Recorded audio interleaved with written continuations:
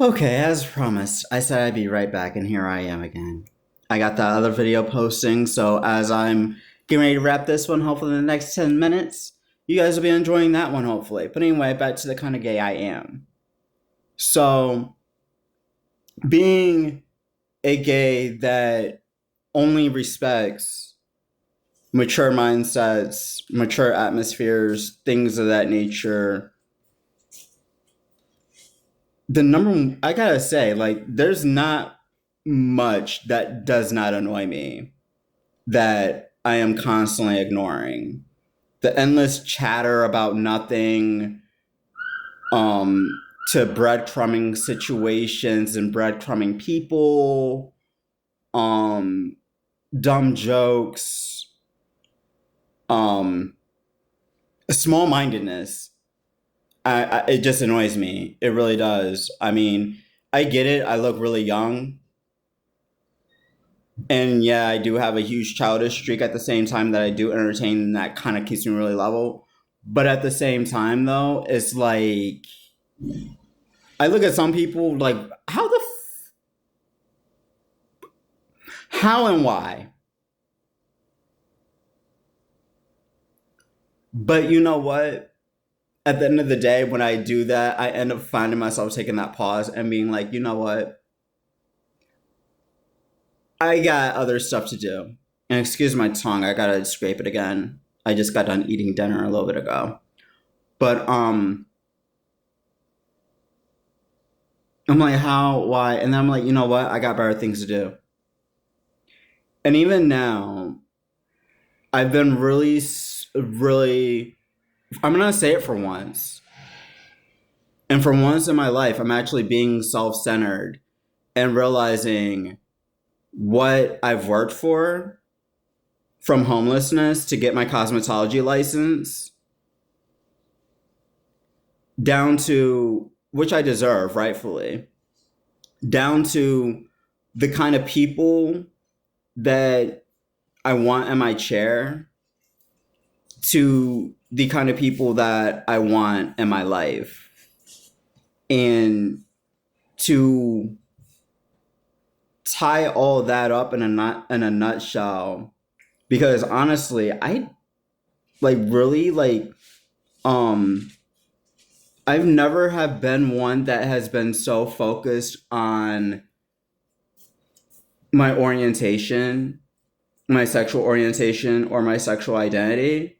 And reason being is because I mean, the color of my skin and this household, we don't like it was not accepted. Like it's just now to the point where like me and my dad we can talk like cordially, but with then my mom when she was living it wasn't cool, and then my younger brother and I like things were not cool. But anyway, um, so to fast forward, like my orientation has never been a mission.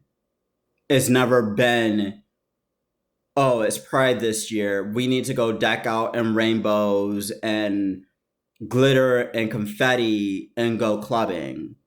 Like, mind you, I was 18 in high school when I first started clubbing. Like, the club age where I was living was 18. So, as soon as I turned 18, I'm going to the club on Friday night after school, shake ass Friday, Saturday night, maybe hook up a couple older guys, and turn around from there. Um, maybe have a couple drinks that somebody would sneak me or whatever's.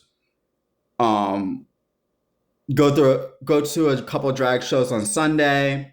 Monday, show up to school, be partially hungover, hide it from my mom and my brother since they were super religious, and go from there. All right. So that's the kind of gay I've been, or was. And then I got to the point where it was like, I didn't like how things were going at home. So I was like, well, now it's time to focus. We don't have time to worry about orientation and stuff. We need to focus on career and building a life and doing different things.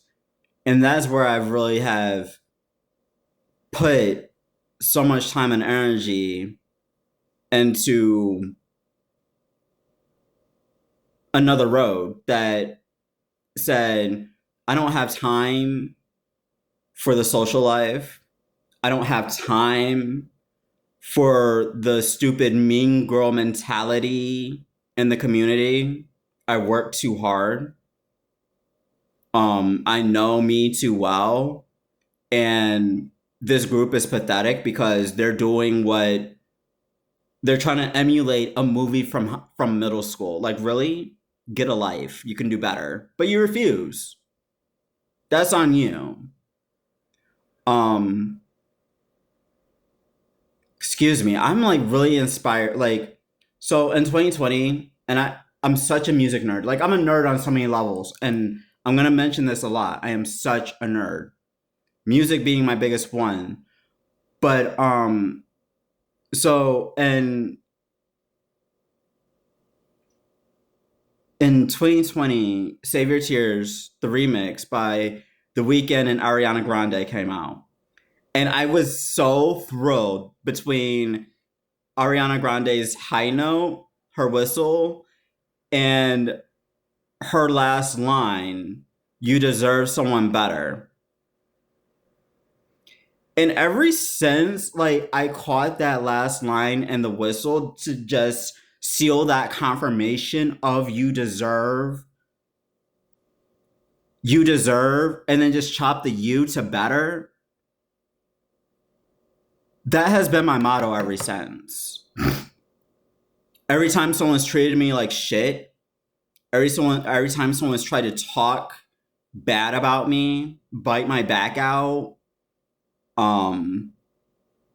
or even like just done like little dumb shit or come by me, said or done dumb shit or try to run up on me, and I'm like, yep, you're proving my point. Why I deserve better. How I deserve better. And then I turn around, I boil down the factor down to, if I deserve better, why am I even looking that direction? Why am I even trying to entertain that? And I'm just at the point where it's like I've had to cut off so-called friends. It's been expensive, but I've had to do it. And when you know what you're about, and you got other people trying to dim your light or wanting to steal your energy because they either A, fuck themselves up, or they don't have the motives or find the kind of inspirations that I have, that's not my fault. That's not my responsibility, nor my obligation at the end of the day, to fix their mindset. But I will say it like this in a nutshell.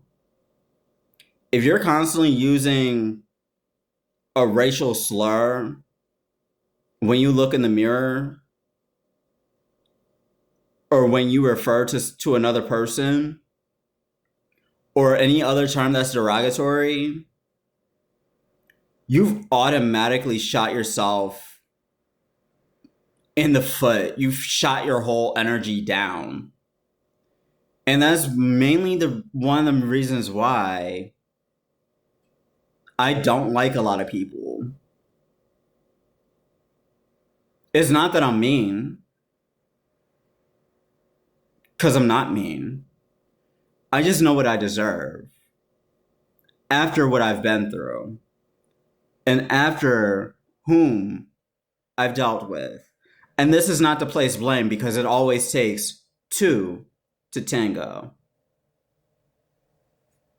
I just know how to point the finger at myself. This phone's mirroring me, so I'm pointing at myself. And figure out where the hell I went wrong to learn where and how to fix me. If others knew how to do the same for themselves and be outside of the orientation and everything else, I think we would all get along a lot better, especially in our so-called safe spaces. But anyway, that's a wrap for this video. Peace.